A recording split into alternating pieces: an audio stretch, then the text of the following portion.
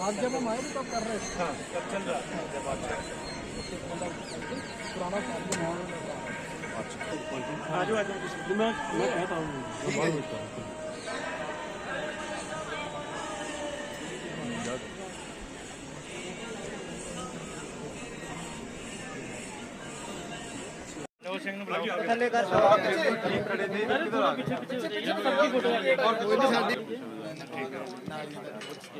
चलो भाजी भेज दो कि हुण चलो आजो चंद्र शेखर आज़ाद एक दुनिया दे अंदर ते खास तौर ते हिंदुस्तान दे अंदर एक बड़ा चंगा नाम है। जिहड़ी यूपी है जिथों हिंदुस्तान दी सरकार बनदी है, यूपी दे विच इस आज़ाद नाम दे इस नौजवान ने यूपी नूं हिला के रखता, सेंटर हिल चुकिया। ਉਹਦਾ ਕਾਰਨ ਕੀ ਹੈ कि ये दबे कुचलियां दी गल करते हैं। गुरु साहबान ने सानू ये कहा सी कि इन गरीब सिखन को द्यों पातशाही याद करे हमरी गुरियाई। दबे कुचले लोगों की आवाज़ बुलंद करने वाला अज भीम आर्मी का जिहड़ा सेवादार है वो दरबार साहब आया। साडे लिए बड़ा सत्कार है। सिंह साहब दे कोल इन्हां ने दर्शन किए ने, इन्हां ने विचारां की सांझ पाई है।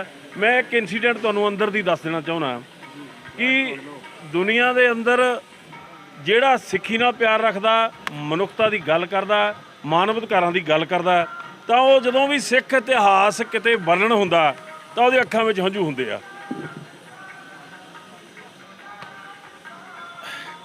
ਅੱਜ ਜਦੋਂ ਸਾਹਿਬਜ਼ਾਦਿਆਂ ਦੀ ਗੱਲ ਚੰਦਰ ਸ਼ੇਖਰ ਯਾਦ ਕਰ ਰਿਹਾ ਸੀ, ਉਹਦੀ ਅੱਖਾਂ ਵਿੱਚ ਹੰਝੂ ਸੀ।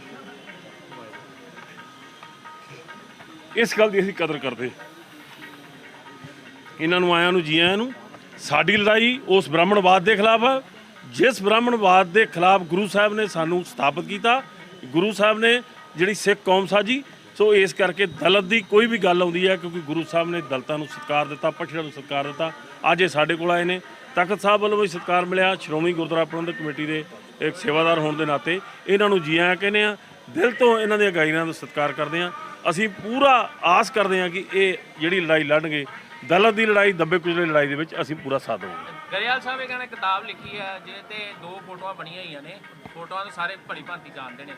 एक बड़ा वड्डा साका होया सी इत्थे डॉक्टर अंबेडकर जिहड़ा सिख धर्म नूं अपनाउण लई पहुंचे सी। बड़ी मैनूं बड़ी चंगी गल लगी, वापस भेज दित्ते गए। मैनूं एक चंगी गल लगी उसले दे आगूआं वल्लों कि इन्हां दे मन दे अंदर एक ख्याल लैके आए ने। एक लीडर हुंदा जिहड़ा वो आपदी जाति दे आपदे जिहड़े वर्ग दे लोकां दे बारे च जो सवाल रखदा, अज इन्हां ने सवाल जिहड़े कीते उहदे शंके निवृत्त कीते।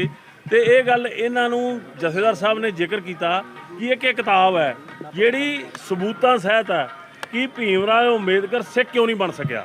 इस देश के उदों जिहड़े काबज लोग सी, जिहड़े अंग्रेज़ों के टाउट सी, महात्मा गांधी वर्गे, उन्हां लोकां ने अंबेडकर साहब नूं सिख बन तो रोकण दे विच वड्डा रोल अदा कीता। इस किताब दे विच ये सारा वर्णन है। तो मैं एक होर गल दस दियां ਜਿਹਦੇ ਲਈ ਮੇਰੇ ਮਨ ਦੇ ਅੰਦਰ ਆਜ਼ਾਦ ਲਈ ਸਤਿਕਾਰ ਰਹੇਗਾ। ਇਹ ਕਹਿੰਦਾ ਵੀ ਇਸ ਕਿਤਾਬ ਦਾ ਮੈਂ ਹਿੰਦੀ ਵਰਸ਼ਨ ਨਹੀਂ ਕਰਵਾਉਣਾ, ਮੈਂ ਇਸ ਕਿਤਾਬ ਨੂੰ ਪੜ੍ਹਨ ਵਾਸਤੇ ਪੰਜਾਬੀ ਸਿੱਖੂੰਗਾ। ਇਹ ਬਹੁਤ ਵੱਡੀ ਗੱਲ ਆ, ਅਸੀਂ ਇਹਦਾ ਸਤਿਕਾਰ ਕਰਦੇ ਹਾਂ। आज़ाद साहब आपके साथ जो आपके साथी हैं उनके बारे में थोड़ा बता दीजिए, कौन कौन है? हमारी स्टेट की लीडरशिप है, यहाँ की हमारी हरियाणा की लीडरशिप है, और जो भी आपके माध्यम से मुझे देखेंगे ये सब तक संदेश चला जाएगा कि हमारी आस्था हमारे गुरुओं में, महापुरुषों में कितनी मजबूत है। मैं बस यहाँ से पूरे मानव कल्याण के लिए देश और दुनिया में जो लोग रहते हैं उनके लिए प्रार्थना करूँगा, अरदास करूँगा कि सब चढ़ती कला जो है महाराज के आशीर्वाद से रहे, सब जो है आगे बढ़े और देश की तरक्की में योगदान करें। वाहेगुरु जी का खालसा, वाहेगुरु जी की फतेह। आज़ाद साहब एक दो सवाल है हमारे। पहला सवाल तो ये है कि 2024 आ रहा है, तो क्या हम ये मान सकते हैं कि आपकी भीम आर्मी और सिखों की कुछ राजनीतिक सांझ बन सकती है? ये दरबार साहिब है, ये धर्म की जगह है। ओके। और आपके मैं जो धर्म में राजनीति को मिक्स आप नहीं करता हूं। संविधान की बात करते हैं, आप चाहते हैं कि ह्यूमन राइट्स को वायलेशन ना हो, लेकिन आपके उत्तर प्रदेश में सबसे ज़्यादा हो रही है और आपके जो चीफ मिनिस्टर हैं मिस्टर आदित्यनाथ, वो सबसे ज़्यादा बड़े अपने आप को डाउन समझ के काम कर रहे हैं, उसमें आप क्या कहें? देखिए, वो जो सरकार है ना, वो आरएसएस के लोगों की सरकार है और आरएसएस के लोगों ने कभी संविधान को नहीं माना। आरएसएस के लोगों ने हमेशा कमज़ोर को दबाने का काम किया। उन्होंने देश के संविधान के खिलाफ सारे काम किए। जिन पे बंदी सिंहों पे हम बात कर रहे हैं, वो भी संविधान के विरुद्ध काम हो रहा है। जो भी संविधान के विरुद्ध काम होगा, जो भी करेगा, हमारे यहाँ सबसे ज़्यादा अन्याय हो रहा है, मैं इस बात को मानता हूँ। वहाँ हिटलरशाही चल रही है, लेकिन ये कुदरत का निज़ाम, प्रकृति परिवर्तन करती है। जब अन्याय बढ़ेगा तभी अच्छे लोग एकजुट होकर इस लड़ाई को लड़ेंगे। वाहिगुरु जी का खालसा, वाहिगुरु जी की फतेह। भाई थोड़ा थोड़ा माइक थोड़े ना ले। देखिए, आज हम दरबार साहिब हैं। पहले अपना नाम बताइए। सब पहले अपना नाम नाम बताइए, कहाँ से आए हैं ये बताइए। मैं भारत का एक छोटा सा गुरुओं का बेटा हूँ। मेरा नाम चंद्रशेखर आज़ाद है जी। और आज हम लोग जो हैं दरबार साहिब मत्था टेकने के लिए आए हैं। नाम तो आपको पैदा होने के साथ मिल जाता है, लेकिन असली नाम तब होता है जब आप कुछ काम करके दिखाते हैं। तो संतों गुरुओं के आशीर्वाद से, उनके उपदेश से आज भी इस देश में मानवता के भले के लिए लोग संघर्ष कर रहे हैं, भाईचारे के लिए संघर्ष कर रहे हैं। तो मैं भी दरबार साहिब अरदास करने आया हूँ कि इस देश का जो भाईचारा है वो बना रहे।